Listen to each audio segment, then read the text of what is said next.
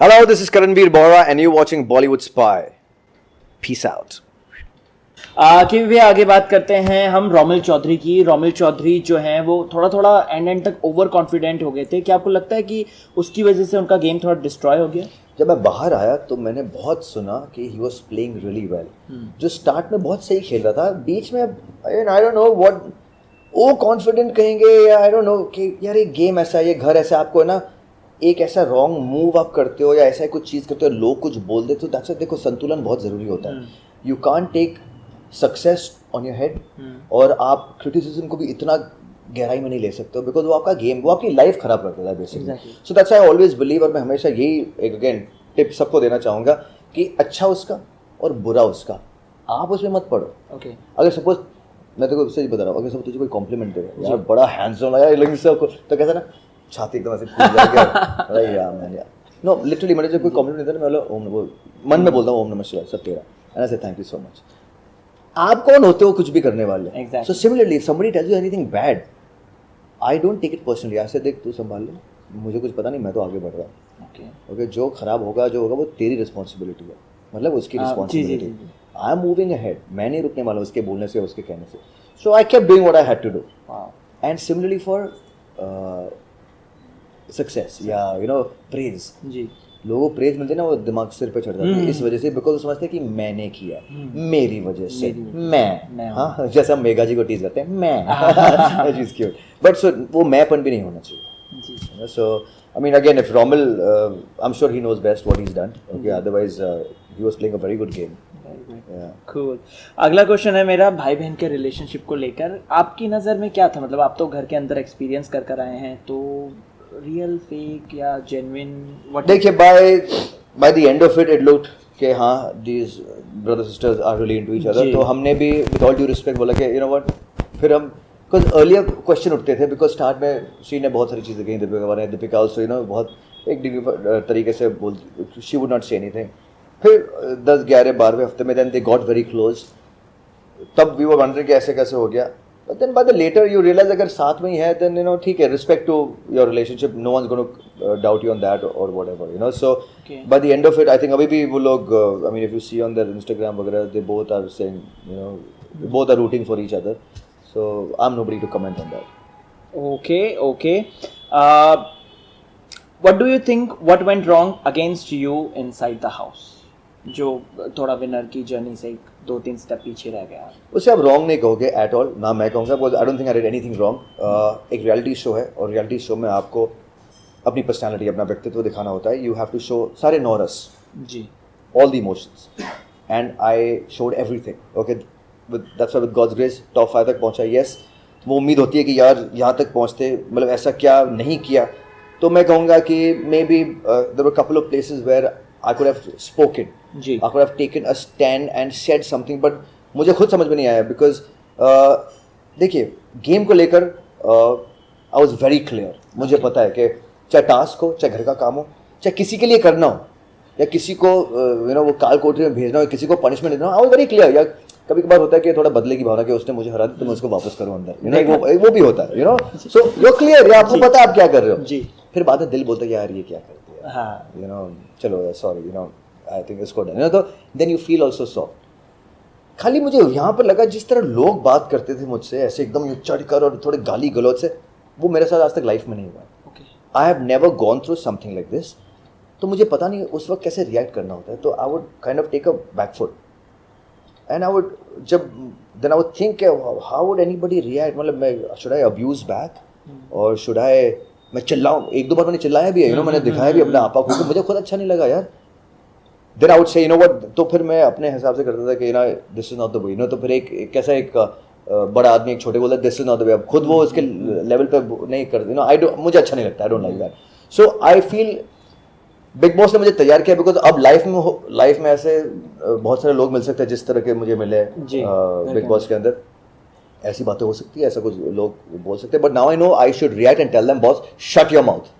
Okay, you know एक voice, एक opinion, अपना जो स्टैंड होता है you take it and tell them, वरना मतलब बहुत बुरा होगा, वैसे टाइप वाला। तो बिग बॉस ने मुझे प्रिपेयर किया है for the real life that I want to lead. बहुत सारी ऐसी चीज़ें हुई है जो where I didn't know things about myself, और वो मैंने उसके बारे में सीखा है। एंड अब लागू होगा।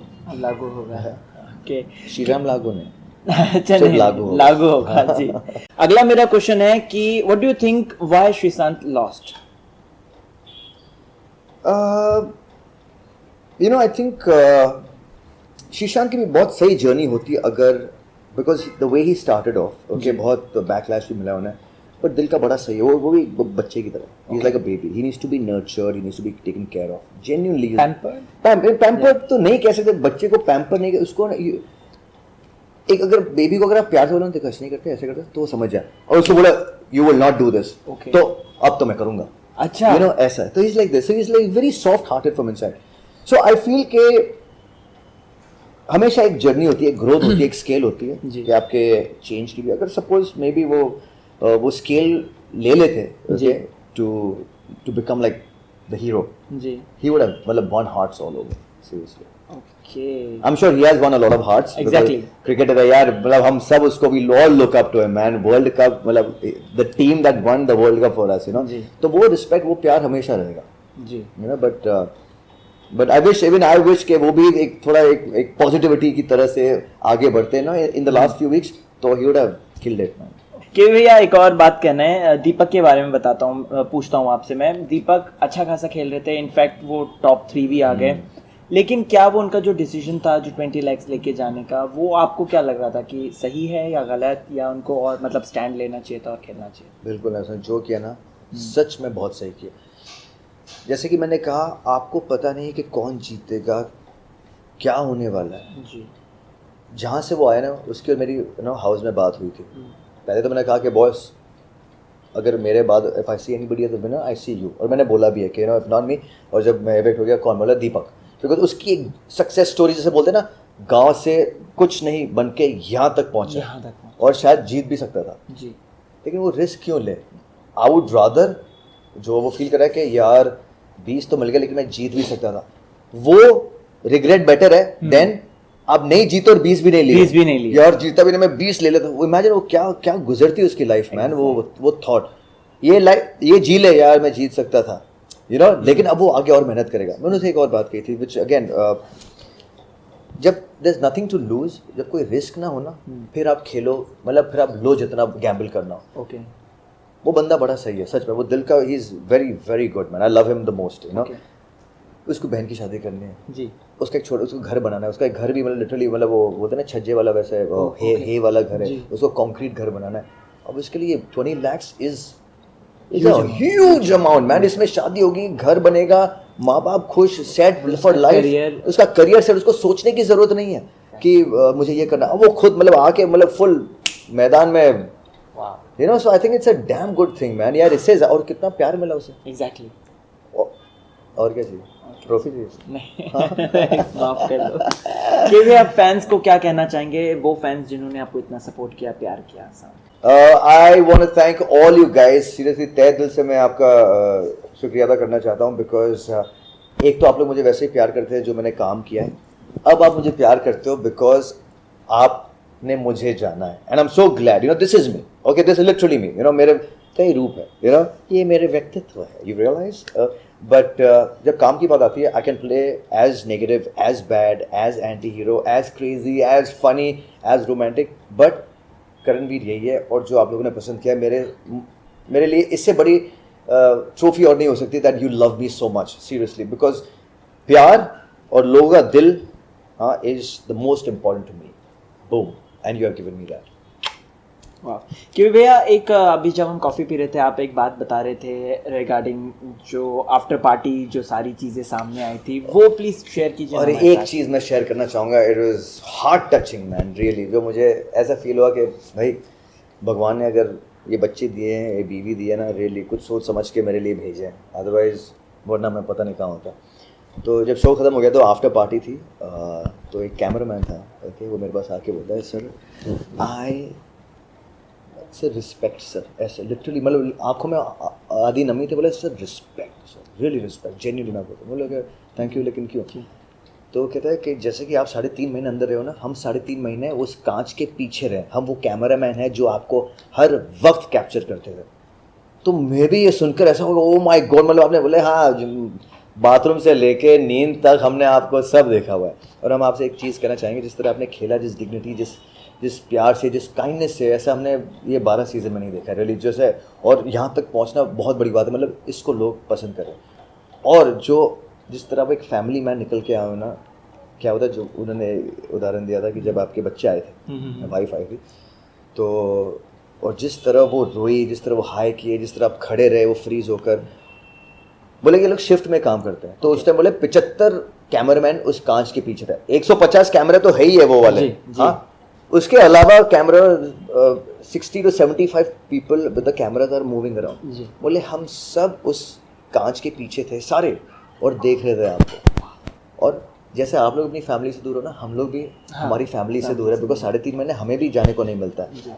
और आप यकीन नहीं मानोगे, मतलब अगर 75 लोग हैं ना, 65 to 70 पीपल, लोगों की आंखों में आंसू, वो रो रहे थे, they were crying that seeing that हम लोग हमारे बच्चों से दूर है, हम फील कर रहे थे ये हमारे बच्चे हैं या ये हमारे, you know, it felt, मैं खुद में ऐसे स्टंट हो गया कि oh my God। बोले सर वो मोमेंट हमारे लिए ज़िंदगी भर का बेस्ट मोमेंट था, really. So and I felt so good। I said यार this is something else man, really, when somebody tells you कि हमें हमारा घर याद आ गया, हमारी फैमिली याद आ गई बिकॉज आपके बच्चे को देखकर, तो मुझे ऐसा लगा कि यार ये एंजल्स ही हैं सच में, जो आए हैं हमारी ज़िंदगी में और लोगों को प्यार देने के लिए। सो हैट्स ऑफ, आप जहाँ कहीं भी हो, कैमरामैन दादा, lots of love to you and lots of love to everybody once again for loving all of us.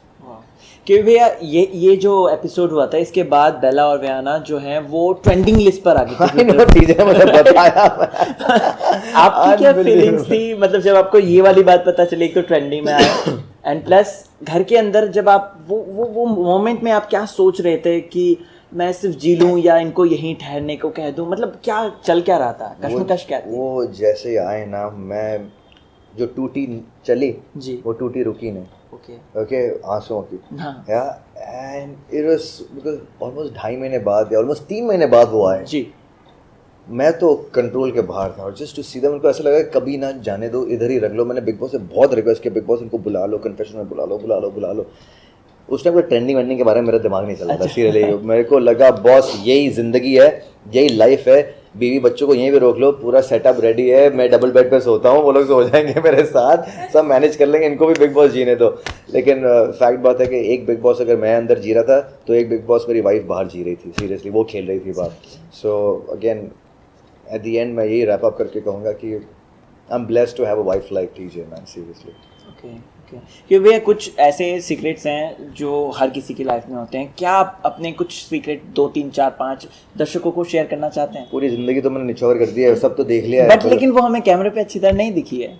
Secret कौन सी यार, मुझे तो खुद नहीं पता।